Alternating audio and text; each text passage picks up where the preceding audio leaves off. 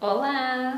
E aí, vamos conhecer a história do segundo lugar onde eu morei na tentativa de fugir do bullying? Então, vamos lá. Quando eu estava procurando esse lugar para morar, eu pedi um sinal para os anjos para me mostrarem um lugar certo para mim morar. Algum lugar assim onde eu pudesse enxergar assim, uma placa que dissesse aluga-se peças para estudante. Era só isso que eu estava procurando, porque eu não sabia nem para que lado que eu ia ir procurar outro lugar para morar. E não é que eu achei? Quando eu estava indo na rua, em uma rua lateral, eu avistei uma placa bem grande na grade de um terreno. E daí eu fui lá ver o que era aquela placa, que eu nunca tinha andado por ali. E era um residencial. Era um pátio grande que tinha diversas cabaninhas, uma do lado da outra, um lugar bem simpático. Falei com os proprietários e tinha 2 cabanas para alugar. Era tipo um chalezinho, bem pequenininho, para estudante mesmo, já estava mobiliado e tudo. Acertemos tudo e na mesma semana eu me mudei para lá. E aí, o que aconteceu? Primeiro dia que eu estava lá, na parte da tarde eu ouvi algum comentário, uma voz meio conhecida, e eu fui saber de onde é que estava vindo aquelas vozes. E era de um prédio que tinha na esquina daquela quadra.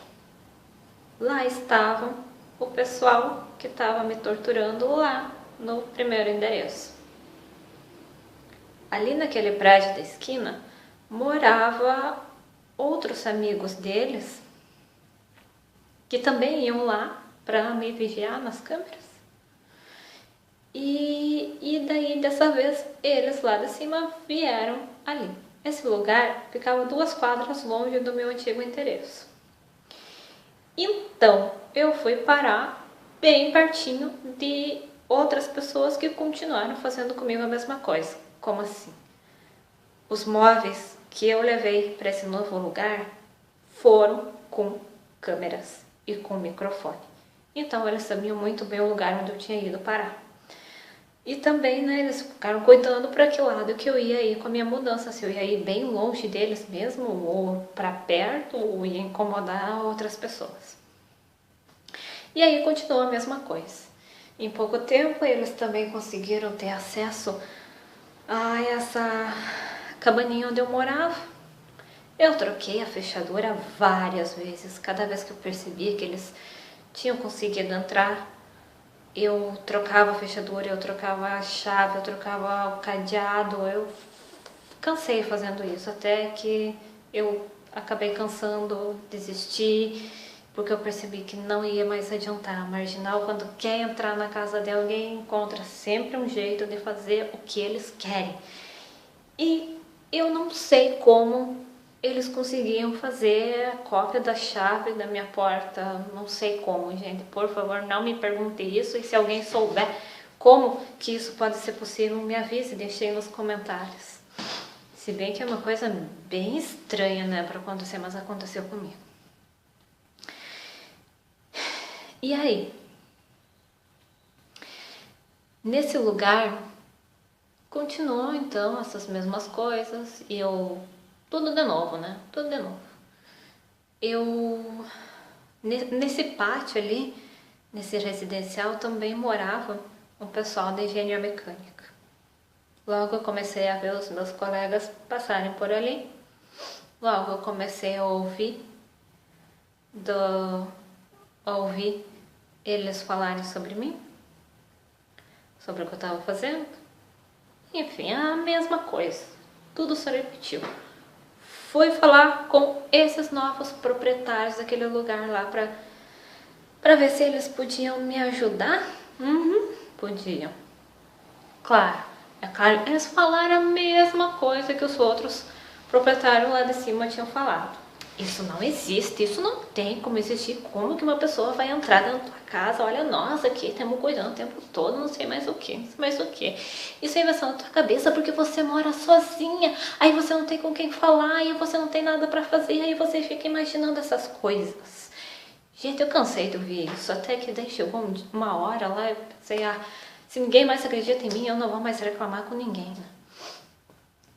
Porém, quando o desespero batia forte, a tristeza aumentava, a angústia de estar naquela situação, de tudo aquilo que eles estavam fazendo comigo, cada vez era uma coisa pior do que eles faziam com a minha imagem, que estava se espalhando desse jeito.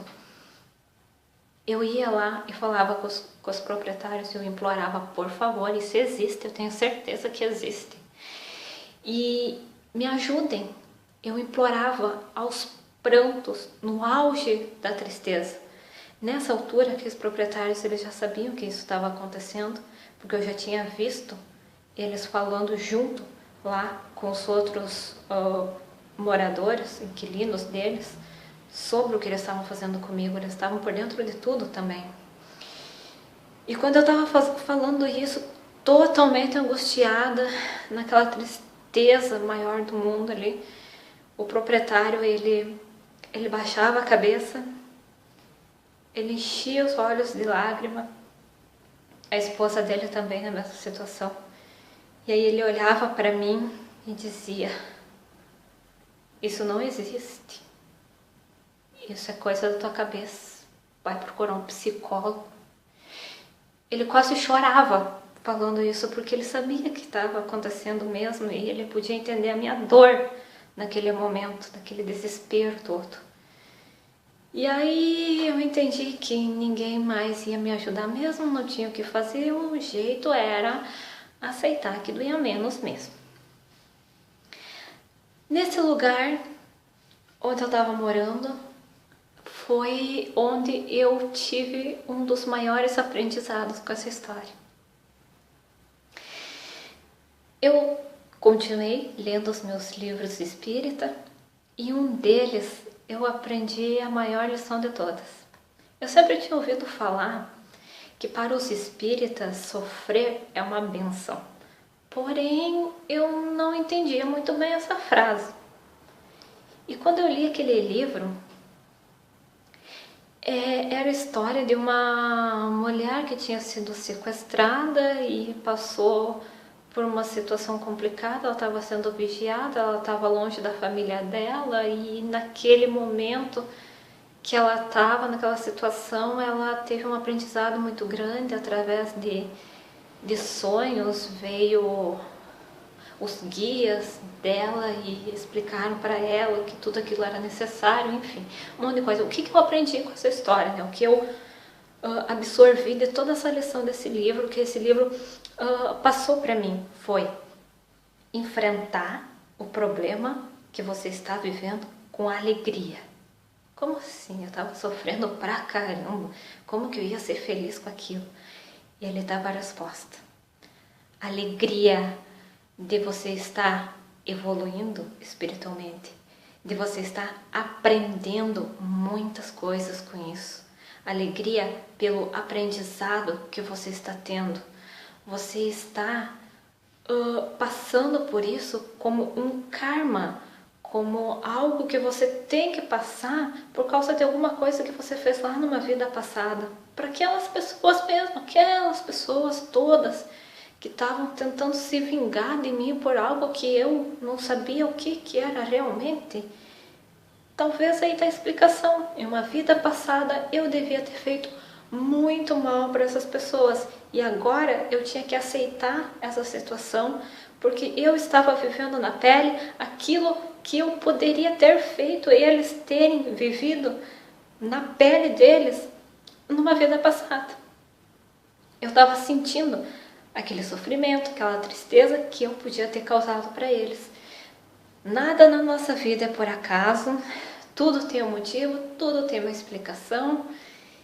E ali naquele momento eu percebia, eu tenho que encarar esse problema com alegria, de estar crescendo, de estar evoluindo. É devido a eles estão sendo o instrumento para esse meu aprendizado, para eu crescer, para eu me tornar uma pessoa melhor, mais madura, para eu poder me livrar dessa carga de algum problema, de alguma coisa mal que eu fiz no passado, em outra vida. Eu estou simplesmente pagando por algo de errado que eu cometi. E com isso eu estava aprendendo muito, muito, muito. Foi o maior aprendizado que eu tive na minha vida, foi com essa história de bullying que me aconteceu. E aí naquela hora eu decidi virar o jogo. Chegava de ser a menina inocente, a menina constrangida, a menina humilhada e aquela menina, a coitadinha. Chegava dessa situação. Eu decidi ser feliz. Como? Uma vez, uma pessoa profissional, ela me falou, eu estava passando por uma situação bem chata também, ela me falou, você tem que criar um escudo para que tudo o que essa pessoa estiver te fazendo não te atinja. E daí naquela hora eu pensei, eu vou criar um escudo também para tudo aquilo que eles me atingir, para tudo aquilo que eles estiverem fazendo comigo não me atingir. Qual que era o meu escudo? A felicidade. Eu tentei me concentrar nas coisas que me faziam feliz, que me faziam sorrir. Quais que eram essas coisas? Minha família, meus amigos de verdade, minha saúde. Isso me fazia feliz. E era nessas coisas que eu pensava. Toda vez que eu me sentia triste, humilhada naquela situação, eu me concentrava naquilo que me fazia feliz. E aí eu tentava sorrir. Eu tentava me concentrar também no aprendizado que eu estava tendo com aquilo, no crescimento espiritual que aquela situação estava me proporcionando. E isso me dava uma alegria muito grande, me dava uma motivação para continuar enfrentando tudo aquilo, me dava mais força, mais persistência, mais paciência para enfrentar toda essa situação e para vencer até o final.